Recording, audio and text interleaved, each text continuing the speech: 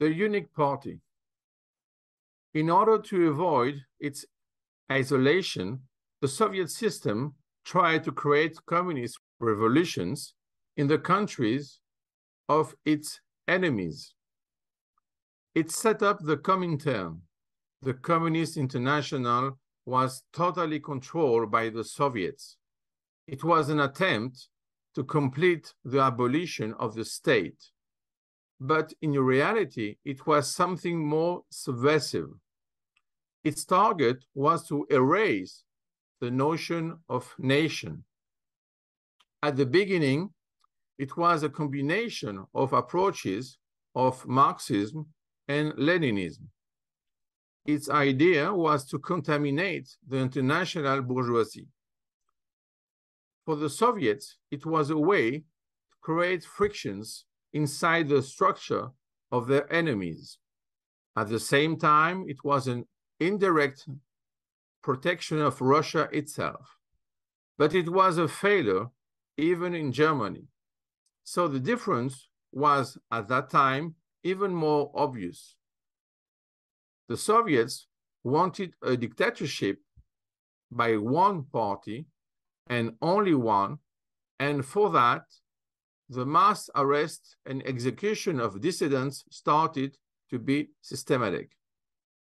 And of course, the state ownership should be unique.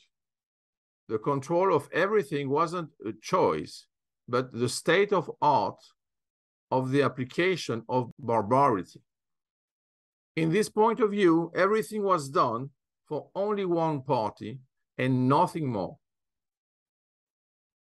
The idea of the unique party, two steps.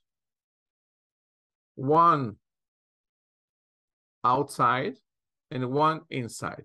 Outside, they don't want to be isolated. So they create, in few countries, communist revolutions.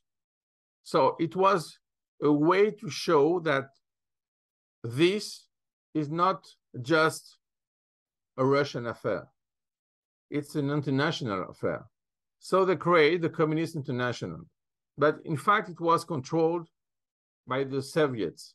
So the idea was how to remove states and create only Soviets.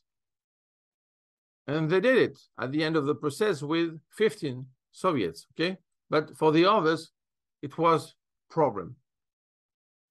They use the Marxism and the Leninism, but only at the theoretical level. And at the end, they use also Stalinism, which was, in fact, for them, more efficient. Already with Leninism, and you know, with the new economic politics, they had problem to apply in the reality the communism. So they changed their mind about that. They said that it was temporary, but it was done even after the death of Lenin. So there was also the failure in Germany because normally it was the source. At the end, because they were not so sure about the result, they said it's better to have only one party inside. So this is the second point. So I don't want to be isolated by the others, but inside I want to be alone, unique. So you're isolated, by the way. But the idea was not to be isolated, but to be unique. And for that, they need to kill every opposition. So we have something which was at the beginning an attempt to go further, but at the end, with some failures, and in fact, the lack of efficiency of the Comintern, they said, okay, we are going to do this alone, with one party, inside Russia, but not Russia. We are going to create Soviets.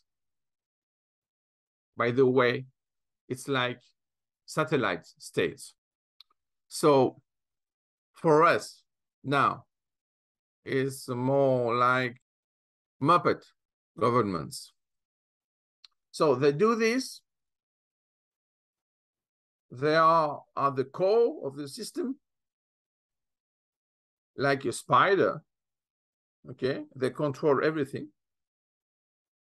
And there is no place for opposition. So, in fact, it's not unique, it's without opposition.